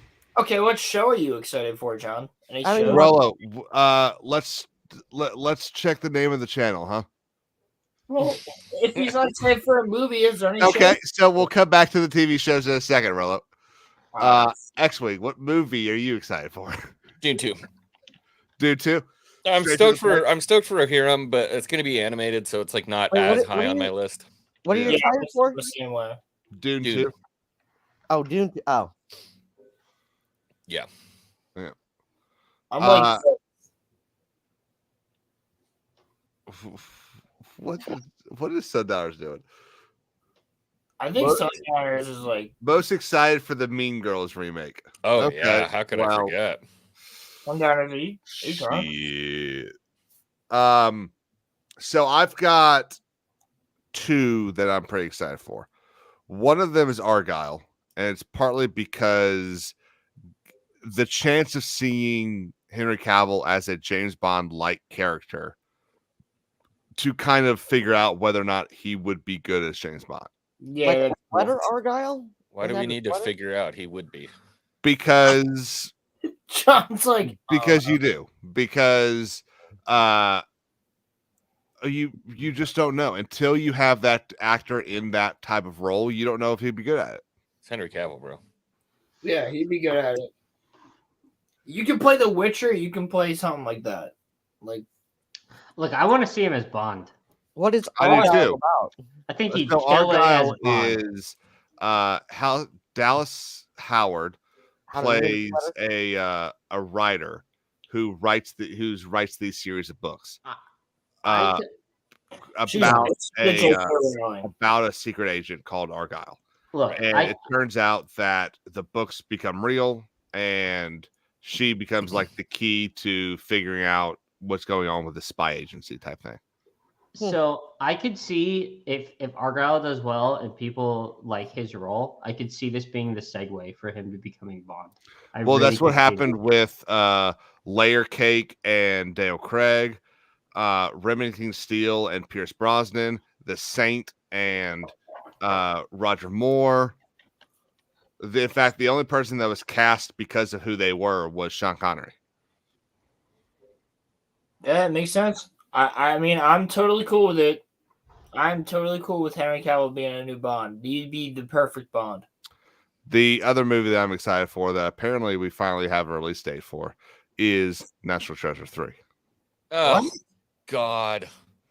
So obviously I've been waiting for this movie since the second one came out in like 2007. Wait, what movie is it? National Treasure 3. Wow. Dude, I love the National Treasures. Yeah, they're awesome. I love them. No, I'm gonna steal Trump's hairpiece. Look, I understand it's outlandish, but it's fucking great. I love them. Like he's finding the glasses made from Benjamin Franklin. I fucking love those movies, dude. So we'll finally get to see what was on page 46. We finally get to. So you're telling me Dune wasn't that good, and you're hyped on National Treasure, Daimyo? Yeah. No, I'm with X-Wing on this one. No. Look, I'm not saying they're phenomenal movies. I'm saying I just loved them. There's a difference between entertaining and like good stories, right? Okay. Am I wrong on that? No, it's it's whatever shoe fits, and sometimes we got club feet. You know what I mean? Yeah. Look, the first one, it's definitely gonna be a fun watch. The first one was not horrible. The second and the third were bad. Does that help a little bit? No, because I don't know what you're talking about. Yeah, the third one hasn't come out yet. Yeah. Two, or aren't there three of them? No. I thought there was two. What the fuck is this? Is a Mandela effect thing? I thought there was no. National Treasure? National Treasure came out in like 2004. He stole the Declaration of Independence. National Treasure 2 came out in 2007. He stole the Book of Secrets. Last year, Disney released a National Treasure TV show. Okay. One and two. I got what my point was that the second one's not as good at all. But okay, Dune. Caleb, you gotta help me out here on Dune. No, it's not that Caleb's great. gonna be biased just because he thinks he hates Timothy Chalamet. I haven't seen Dune. Exactly. Okay, there are obvious scenes that you can't do. Okay, National Treasure is there's just some.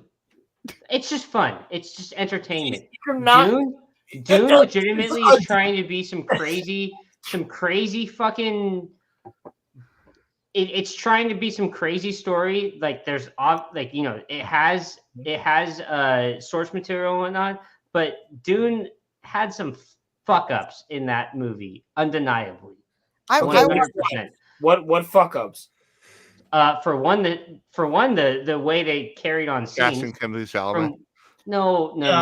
I'm not talking about when that whole scene started at the third act when they were blowing up the city that he was from, and blowing up the ships. Yeah, and Brolin, like there's that whole charge, and you just see things blow up, and then there's just a random like, oh, you don't know what happened to him, like that type of stuff. Like I felt like there was a disconnection between scenes a lot of the time. Like I can't disagree with you that the pacing is weird at points, but are you trying to tell me that it wasn't like cinematically a good looking movie? Okay, but at the same time, National Treasure and Dune are in complete two different pockets of cinema. 100%. All right, get ready for Indiana Jones Part 6 with what they're going to do. Well, fuck Indiana Jones. We're not talking about that. I'm talking about National Treasure and Dune are in two different. They're in two different piles, two different baskets. Like National Treasure. I'm watching National Treasure to have entertainment and to laugh. I'm watching Dune as a science fiction movie to be entertained or to be enthralled with, different planets, different worlds and whatnot, like on the same level as Star Wars and Rebel Moon, right? So that's where I'm basing this argument by. So it's not fair to be like, oh, you like this movie, well, you're an idiot for not liking this one. I said you had a club foot. I never said that. I'm not disagreeing with you. What I'm saying is, if you don't think that Nick Cage is going to be led around by a strong female character this entire movie, then you're wrong.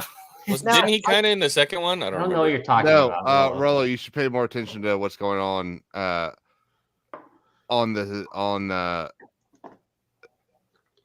whole production of that movie before you say that, because Nick Cage has made it very clear that if he comes back, he's coming back as the star.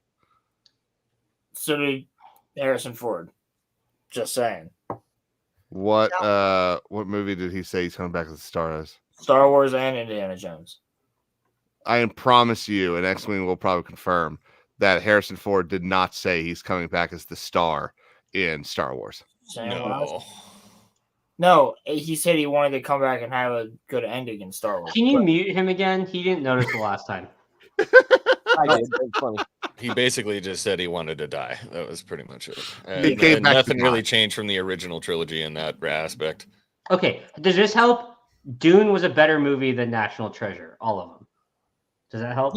I watched Dune. Better depends. Like he said, I mean, it depends on what you like. And I watched Dune, but I couldn't get over the fact that whoever the main guy in that reminded me of the kid that X-Wing used to have on his channel all the time, that Strike or whatever. I couldn't get over that. There was a German guy in Dune? Yeah, that's all I could think about the whole time. Dude, that's that Strike kid. Dude, what is happening with your chat right now, Caleb? They want you and Rollo to fight. No, I'll just beat him in any type of intellectual conversation. All right, so TV shows. Yeah, that's not true. TV shows. Y'all can fight tomorrow on the Rollo Rumcast. I got a TV show I'm looking forward to. Do what, John? I got a TV show I'm looking forward to. Do I want to hear it? Yeah. It's called The Rifleman. It's been on reruns since like 1953. Well, that's not a new show then. John's really excited for The Accolade. They still filming that in black and white, or they gotten over to Technicolor yet? I will watch that. I wake up early, so every Saturday I wake up about 5 o'clock, make me a pound of bacon, and watch Rifleman reruns over and over. Pound of bacon. Your heart loves you. Oh wait, a pound of bacon. John, we're 2 days into the new year. That was a red Solo cup. How is sobriety going? Okay, so this is water, but sobriety's not My going. ass. Sobriety ended yesterday. Megan came over. Not even 1 day. Well, no, not really, because we had wine last night, which we said didn't count. But then today she texted and oh wait, here I will tell We you. had Trump 3PO in chat. Yeah, I've been drinking since about 11 o'clock. What's up, Jay? Apparently you're texting. Dude, you are not talking about somebody texting during a live stream. Are you kidding me? I'm actually coloring in. Believe it or not, here, share it so you can see it really quick. I'm having to color in little dots all over your fat body right now to make you an avatar. Nice. Because you didn't answer the text. Oh my God.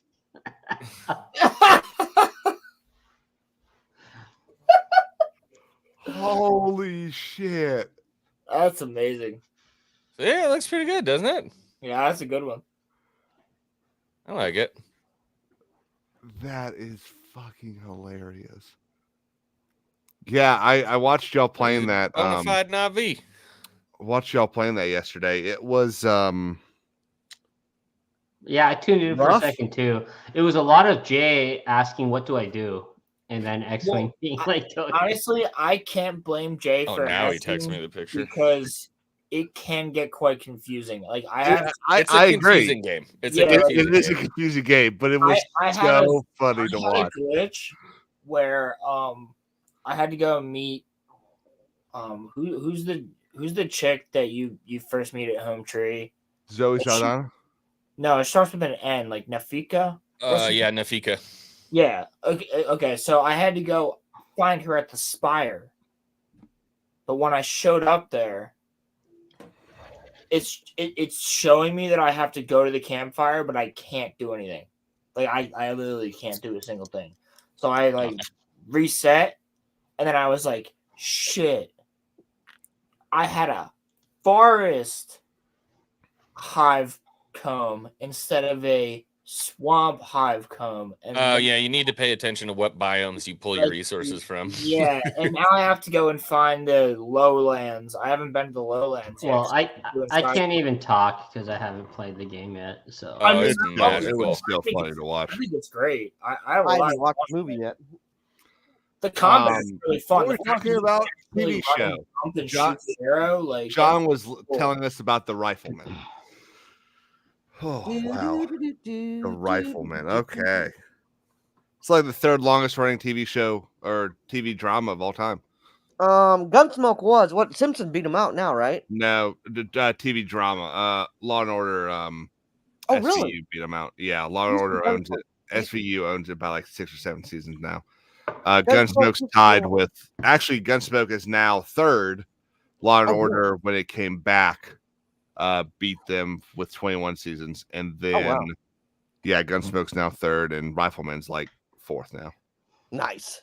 But is that it, John? Just Rifleman? Pretty much. I don't even know what TV shows are even out. Just so you know. Okay. Well, I'll tell you what we'll do. We'll get with Mandy. Oh, you know what? I took that back. I will. I do have one TV show. Mm-hmm. She made me. We watched together. The Bear. That was pretty good. You guys watched that? Okay. Yeah, season 3 comes out this year. Yep, I did like that. That was pretty because she's in the restaurant. I heard good things. Yeah, that was good. So see, I'm hip. I am hip. Yep. We'll get with Mandy and we'll get you a list of things to watch. There you go. X-Wing. What? TV show you're most excited for this year? I think I'm most excited for Acolyte. To rip on it? Mm-hmm. Oh yeah, it's going to be a content machine. I haven't had something to talk about in forever. So honestly, I've got a video coming out tomorrow about the movies and then the TV shows that I'm most excited for next year. And Acolyte's on my list of most excited for TV shows. You know what would be crazy if it came out and it was incredible? That'd be awesome. That's Yeah, one that of the would be things that I amazing. say. It's not going to happen, but yeah, I don't believe it's going to happen. But what if it does? I don't know. I feel What like if it comes out and it's like, holy shit, this is really good? I mean, Caleb, I guys, feel like you are going to don't say forget- that. We also can't forget that there is going to be Tales of the Jedi 2, apparently, Oh my god, where did he go? as well as Bad Batch. Oh, I like Tales of the Jedi. Yeah, like Tales of the Jedi 2 and Bad Batch are both supposed to come out this year as well. Oh, see, those are TV shows. See, I got Bad double Batch things. 3 is definitely. Why did you kick yourself? Bad Batch 3 is probably going to be. That's definitely not coming out this year. I heard it was. I heard it's coming From out who? this year. Sparrow? Jack Are you sure you're not thinking of Bravo! Well, No, honestly, I am excited for Ecklet because I want to see what I can talk about with it. And Oh, you're excited to grift. Okay. honorable mention. Oh, no, the one I'm excited. Okay. We'll bring him in when he's done grifting. Daimio, what TV show are you most excited for? House of Dragons. House of Dragons season, yep. That is easy for me. There's not one. So my guilty pleasure is The Walking Dead. I've talked about it a bunch.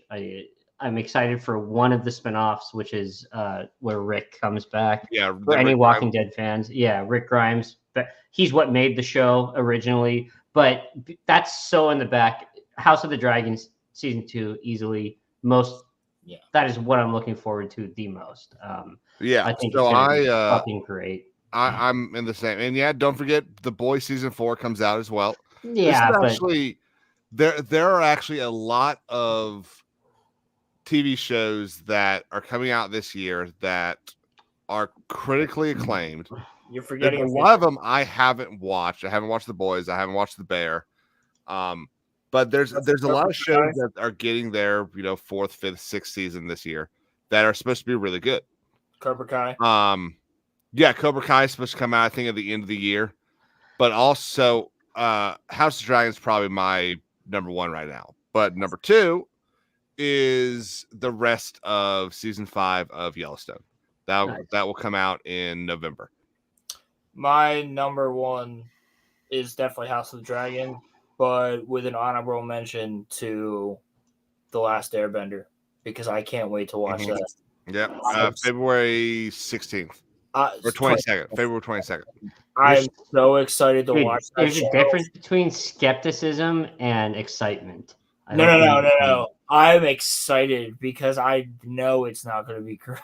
So, wait, it's not going to be crap? I know it's not going to be correct. So, I'm excited to. I don't think we know anything. Episode of. I'm clipping this later. I'm gonna save it.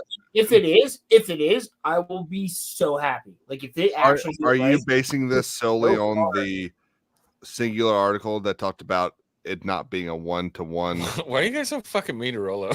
Well, no. Not what I'm basing it on. What I'm basing it on is just certain things I've already seen through their promotional stuff. We've all seen it. Yeah, but the promotion already good. No, there's new pictures they've shown and stuff like that. That's not true. Azula's not in season 1. There's pictures and there's also a trailer. We've seen plenty. Azula was only in 4.5 seconds of season 1.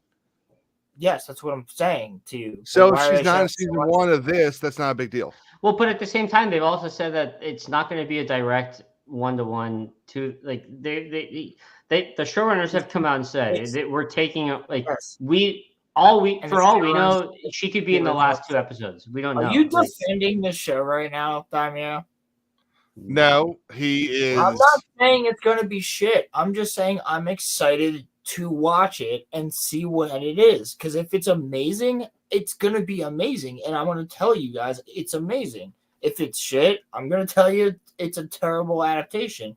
But they did a great job with One Piece. And so far today, I watched a little bit of the Yu Yu Hakusho because I was off. And I really enjoyed it. And I've watched Yu Yu Hakusho. And yes, is there differences? Of course. There's a lot of them because they skip an entire arc. But it's a skippable arc. And it's pretty good. I'm enjoying it. So I have faith that they might actually do this show correctly. So that's what I'm excited for. I'm just excited to see what they do, whether it's good or bad. I'm still gonna be excited to watch it and review it. I'm excited to see some good bending. So Yeah, hopefully we get some good bending. Really good. You should check out my yoga stream. That's the other one. Beskar Man brings up a good point. Shogun looks really good. It I don't know if does. I saw that trailer for FX. That's a couple. I think that's end of February as well. Yeah, Shogun looks really interesting. A lot of Asian Shogun stuff. looks dope. Yeah, a lot of Asian stuff coming out this year. Apparently, that was a show when. Well, and Sundowners also brings up a good point. Yeah, Masters of the Air. 14 days, we get the first episode of Masters of the Air. Man, I gotta buy HBO again. Oh no, it's not HBO, Apple right? TV. Yeah, it's No, Apple it's TV. Apple. Yeah, which is cool, but also damn it. I get it through my cellular device. So yeah, a lot of good stuff coming out. Look, in the next 4 months, we finish up Reacher, we get Masters of the Air, we get Avatar, Bear season 3, I think, is end of March. There's a lot of TV between the 7 different streaming services that are easily going to take us into the summer. Caleb, the other thing is we're also going to have a lot of content. I don't know if you're going to watch it, but Rings of Power season 2 comes out, and so does Halo season 2. Do we have a release date for Rings of Power season 2? I don't think we do. I think I don't believe so. I could be mistaken, but I don't. They've said 2024, but we don't have an official release date yet. No, but it's not going to be till fall. It's going to be fall, and then Halo season 2 also comes out. I don't know if you're going to review that, but I would. I'm not. I think a lot of good is stretching it a bit. I think we have a few shows that are a lot of good based on trailers that we have seen. Well, we can't. I don't think it's a lot in comparison to what's coming out this year. I mean, look, there's 2 shows coming that I can think of at this moment. There are 2 shows coming out this year that I think are going to be shit. Halo and Acolyte. That's it. And I guess Rings of Power season 2, if it actually does come out this year. But of the shows that I could name that are coming out this year, those are the only ones that I think are going to be crap. Master of the Air, I think is going to be great. Airbender, from what I have seen, I think is going to be good. It looks good. Bear season 3 is supposed to be good. I haven't seen it. I can't put a real opinion on it, but the commercials I've seen look good. Well, that's Boys season. Can't really 5. use that if you haven't watched it. Boys season 4 is a critically acclaimed show. Okay, but have you watched Boys at all?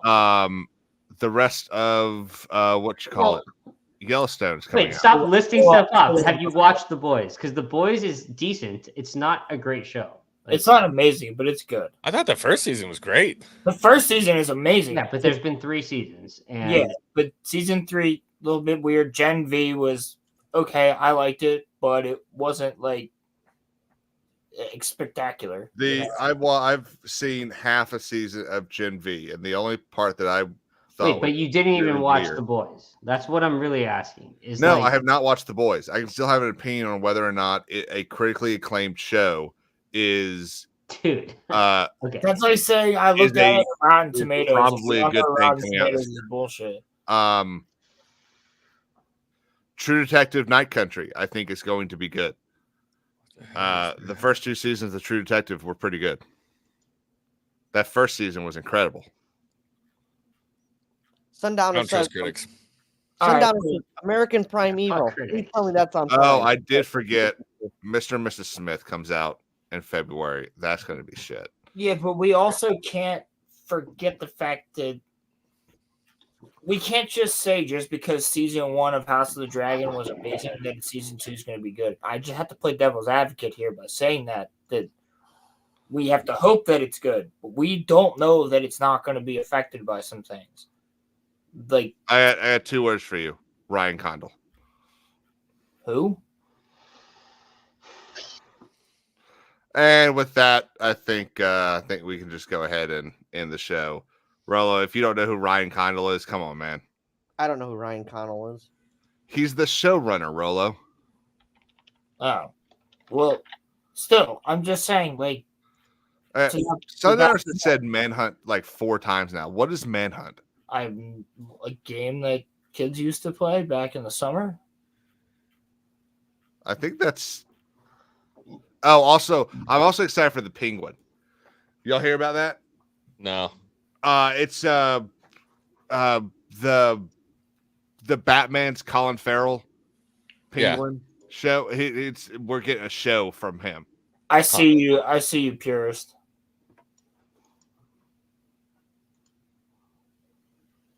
No, purist, you're wrong. You are. I love you, man, but that throne room scene in House of the Dragon was incredible. No, he's not talking about the one with Viserys. He's talking about the one where the dragon comes in with. That's not a throne room.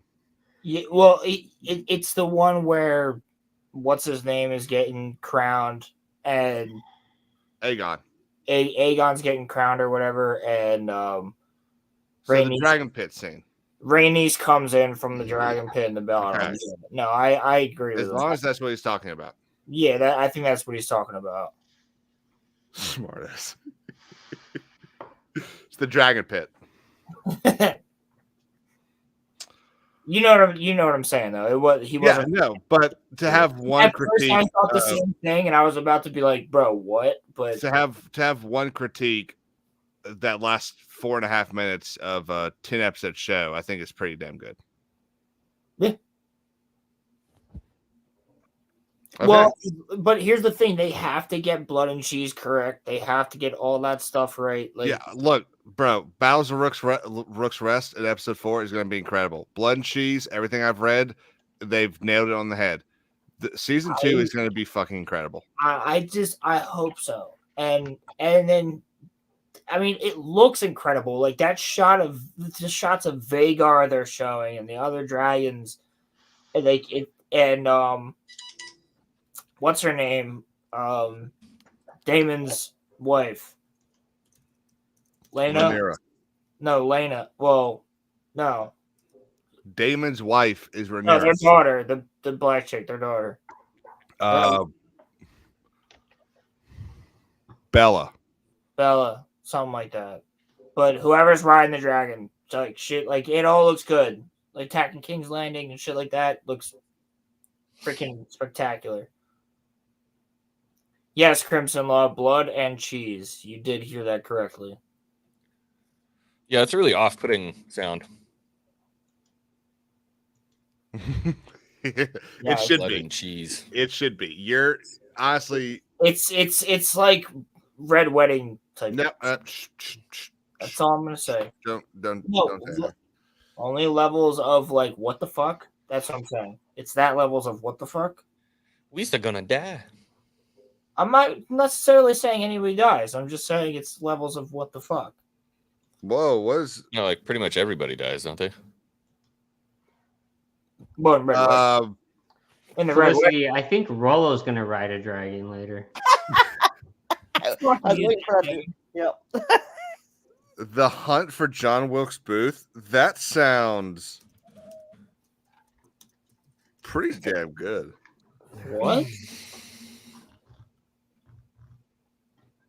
Oh, Manhunt is the that's what it is. Okay. Oh, that sounds like an interesting movie. Hang on. I would watch that.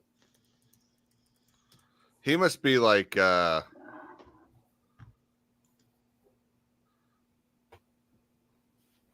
where's this shit?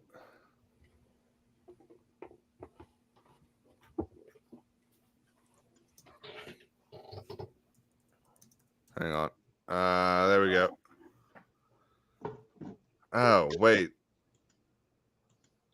Sundowners, this does not look that great. Or is this 2 different shows?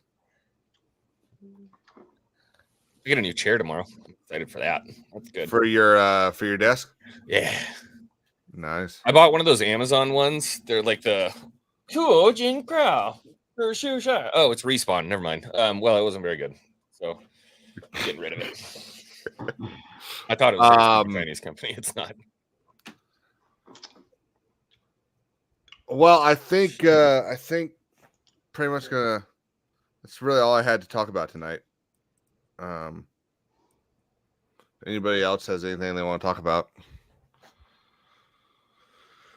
No, sir. I do some gaming streaming later. If you haven't already, go subscribe to the gaming channel. It's been updated. We're gonna be over there, and I'll kick later. Oh, okay.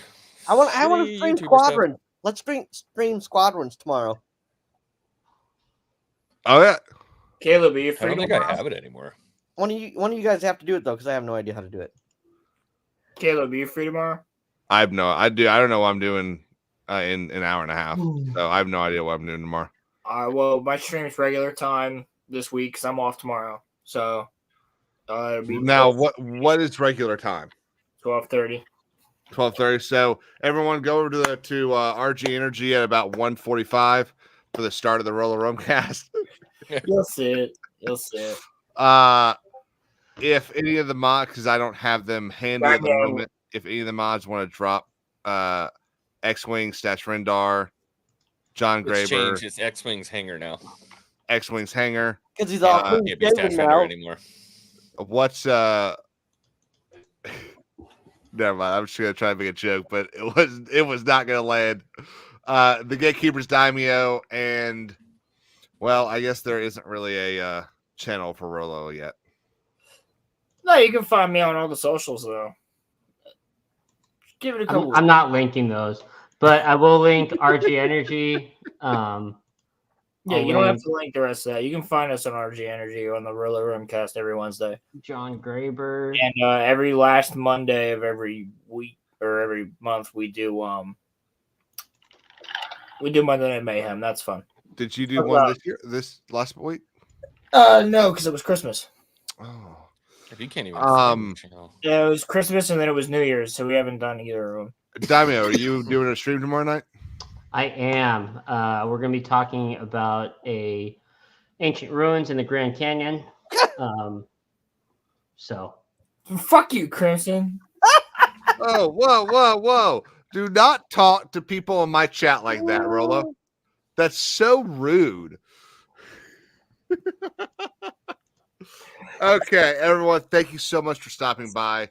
X-Wing, John, Daimyo, Rolo, thank you all for coming on the panel tonight. I really appreciate it. Felicity, Sundowners, Beskar, Crimson Law, Star Wars Marvel Purists, all of you guys. Jay, thank you so much.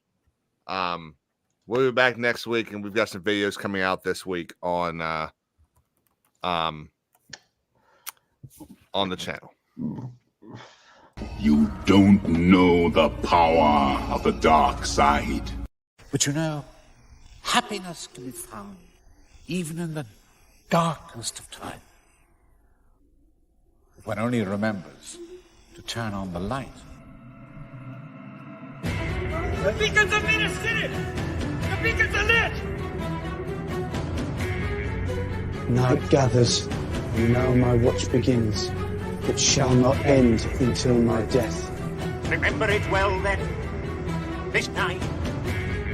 For in those memories, we live on. Do not cite the deep magic to me, witch. I was there when it was written. Call the banners. All of them, my lord. They've all sworn to defend my father, have they not? They have. Now we see what the words are worth. But take heart. Look around you. You're not in this fight alone. We face our enemy together. And together, we will defeat them. By all that you hold dear on this good earth, I bid you stand!